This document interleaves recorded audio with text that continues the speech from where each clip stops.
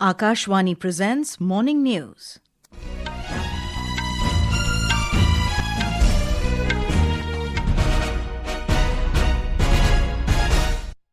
Good morning. I am Sarabjit Kaur. The headlines. Government to move privilege notice against Rahul Gandhi for making baseless statements in Lok Sabha, says Parliamentary Affairs Minister Kiren Rijiju. Industrial Relations Code Amendment Bill 2026 introduced in Lok Sabha to replace Trade Unions Act and Industrial Disputes Act. Prime Minister Narendra Modi meets Rolls-Royce CEO Tufan Erginbilgic, says India welcomes their enthusiasm of scaling up activities. CBSE to implement on-screen marking for evaluation of Class XII answer books from this year. Polling underway for Parliamentary Election and simultaneous referendum in Bangladesh amid tight security. And an ICC Men's T20 World Cup. India to take on Namibia in Delhi this evening. And now the news in detail. Parliamentary Affairs Minister Kiren Rijiju said that the government will move a privilege notice against Leader of Opposition Rahul Gandhi for making baseless statements and misleading the Lok Sabha during the budget discussion. Talking to newspersons yesterday, Mr. Rijiju said Rahul Gandhi also made useless and false allegations against Prime Minister Narendra Modi. Mr. Rijiju noted on what basis Mr. Gandhi made a serious allegation without giving any notice. He further stated that there are very clear-cut rules of procedure and conduct of business in the Lok Sabha and Rajya Sabha to substantiate the allegations. We are going to file a privilege notice against Rahul Gandhi for misleading the House and also making baseless statement. There is a very clear-cut rules of procedure and conduct of business in the Lok Sabha and Rajya Sabha. When a member intends to make serious charges of allegation against another member, then you have to make a notice and also substantiate the allegation. Earlier, participating in the discussion, Leader of Opposition in the Lok Sabha, Rahul Gandhi, said there is nothing concrete in the union budget. The budget recognizes that we are going into a dangerous time, intensifying geopolitical conflict. Energy and finance are being weaponized all across the world. Dollar is being weaponized. Dollar is weakening in value. Gold, silver prices are going up. Everybody can see this. There is nothing in the budget about energy and finance weaponization, the intensifying geopolitical conflicts and what we are going to do about it. The budget just reads like any of their budgets. Seeking to avoid any future unwarranted complication over continuity of certain laws replaced by the Industrial Relations Code of 2020, an amendment bill was introduced in the Lok Sabha yesterday. The Industrial Relations Code Amendment Bill 2026 was introduced by Union Minister of Labour and Employment Mansukh Mandavia in the House during 0 hour. According to the Statement of Objects and Reasons of the bill, the Industrial Relations Code 2020 replaces the Trade Unions Act 1926, the Industrial Employment Standing Orders Act 1946, and the Industrial Disputes Act 1947 relating to trade unions, industrial employment, and industrial disputes. Finance Minister Nirmala Sitharaman has stressed that government is giving a major push to build robust infrastructure in the country with emphasis on labour-intensive sectors and MSMEs to generate employment opportunities and facilitate growth. The minister was replying to a discussion on Union Budget 2026-27 in the Lok Sabha last evening. We are continuing our push in building infrastructure. Now it's not just roads, it's not just national highways, it's also looking at waterways so that the cost of logistics in this country can come down, and states which are very much in the hinterland, not connected to any seaport, will have the advantage of moving goods faster at a lesser cost.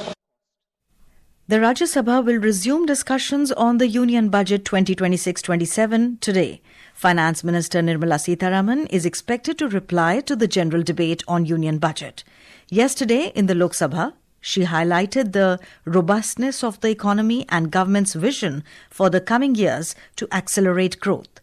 The report of the Standing Committee of Finance on Roadmap for Indian Economic Growth in Light of Global Economic and Geopolitical Circumstances will be presented by MP Brithhar Mehtab in the lower house of Parliament. The first phase of the budget session commenced on 28th of January and will continue till tomorrow. After the recess, the second phase will take place from 9th March to 2nd April of this year. Prime Minister Narendra Modi yesterday met the Chief Executive Officer, CEO of Rolls-Royce Tufan Erginbilgic. In a social media post, Mr. Modi said that India welcomes Rolls-Royce's enthusiasm towards scaling up its activities in India and partnering with the innovative and dynamic youth of the nation. The textile industry has hailed the interim trade agreement achieved between India and the United States. Director of Alok Industries Limited and President of Reliance Industries Limited, Anil Rajvanshi, said the agreement will increase business between India and the United States. He added that the deal will benefit over 4.5 crore people in the textile sector. Mr. Rajvanshi said the framework will also generate employment and boost productivity in the industry.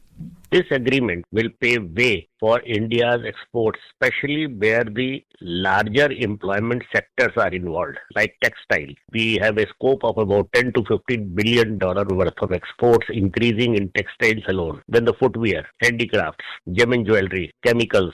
So there are many these things. Then secondly, pharmaceutical, where the tariff is become zero. Similarly, some certain electronic parts, certain automobiles. So I think from the point of view of textiles, this will be a boom for textile industry for increasing the exports to America.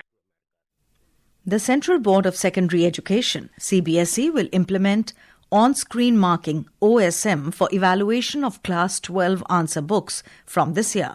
However, evaluation of Class 10 answer books will continue in physical mode as before. CBSE Examination Controller Sayam Bhardwaj said that the board has decided to introduce on-screen marking OSM for the evaluation of Class 12 answer books beginning with the 2026 examination in its continuous effort to enhance efficiency and transparency. The board has also announced second board examinations in Class 10 from this year. The subsequent examination will be optional for those students who seek to enhance their performance. The board informed that it will organize a live webcast to explain the guidelines for the conduct of examinations and on-screen marking tomorrow at 11 a.m. This is Akashvani giving you the news. For quick news updates round the clock, follow us on our X handle at AIR News Alerts. And for details of stories and more, log on to our website www.newsonair.gov.in and download News on AIR app. Welcome back. You're listening to the morning news. Polling is underway for the 13th National Parliamentary Election and simultaneous referendum in Bangladesh amid tight security. Voting is taking place from 7:30 a.m. and it will continue till 4:30 p.m. without a break at 42,779 centres across 299 constituencies. Voting in Sherpur 3 has been postponed following the death of a candidate. Alongside electing a new government, voters are deciding on proposed constitutional and institutional reforms under the July Charter, though critics say combining multiple reforms into a single yes or no question limits voter choice. We have more details on this from our correspondent.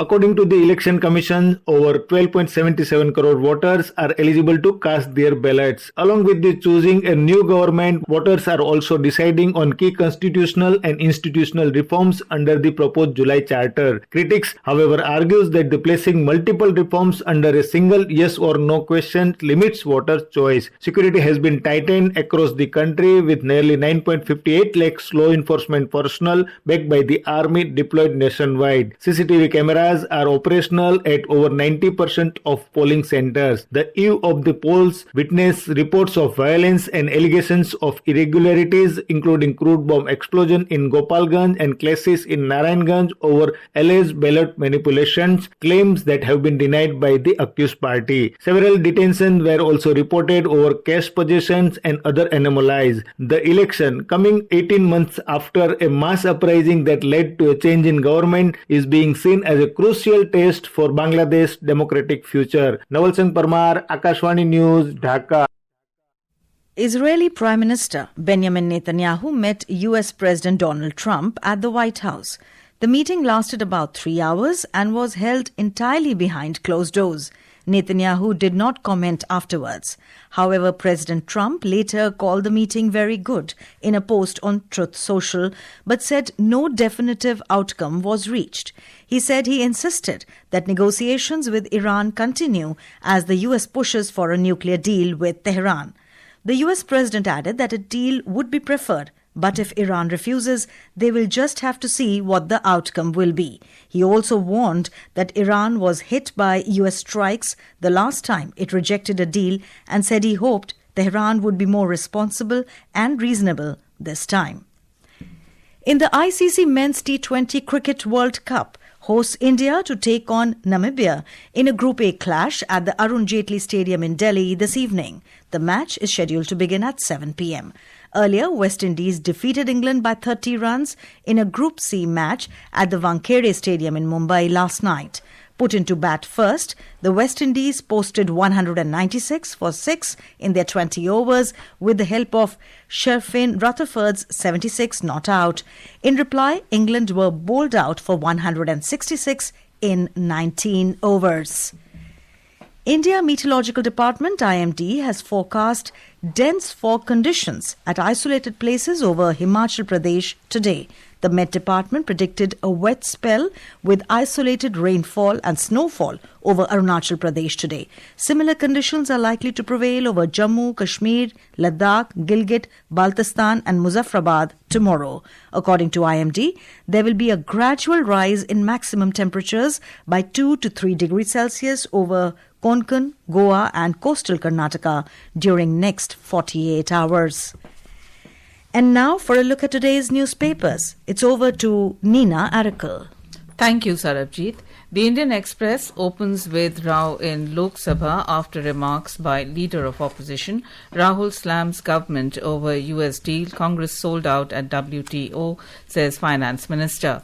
With the White House amending fact sheet on trade deal in 24 hours, the Times of India leads with US removes pulses, gives breather of $500 billion clause. Reiterating the historic role of the national song in the struggle for freedom, government issues protocol for singing Vande Mataram, says the Asian Age. On the election in the neighbouring country, the Pioneer writes, between fear and the ballot, minorities in Bangladesh hold their breath. The Hindustan Times, in its editorial titled Back to Electoral Democracy in Dhaka, says that Bangladesh is at the crossroads. The outcome of the Thursday's election will decide not just who gains office in Dhaka, but also influence the diplomatic balance in the subcontinent. Since street mobilizations ousted the Awami League government and paved the way for a caretaker administration in August 2024, Bangladesh has drifted into a phase characterized by political uncertainty and mob violence, especially against minorities. The newspaper goes on to add, the incoming government in Dhaka will have to negotiate this messy state of affairs and guide politics back to the middle ground and in step with the reality of its neighborhood. The US is also keen to make its presence felt in Dhaka. The two countries have agreed on a trade deal. And finally, the installations of special rumble strips. India gets first musical path. Mumbai's coastal road plays Jai Ho for motorists, states the Hindu. And with that, it's back to you, Sarabji. Thank you, Nina. And now before we end the bulletin, the headlines once again. Government to move privilege notice against Rahul Gandhi for making baseless statements in Lok Sabha, says Parliamentary Affairs Minister Kiren Rijiju. Industrial Relations Code Amendment Bill 2026 introduced in Lok Sabha to replace Trade Unions Act and Industrial Disputes Act. Prime Minister Narendra Modi meets Rolls-Royce CEO Tufan Erginbilgic, says India welcomes their enthusiasm of scaling up activities. CBSE to implement on-screen marking for evaluation of Class XII answer books from this year. Polling underway for Parliamentary Election and simultaneous referendum in Bangladesh. And in ICC Men's T20 World Cup, India to take on Namibia in Delhi this evening. And with that, we end the morning news. Have a nice day.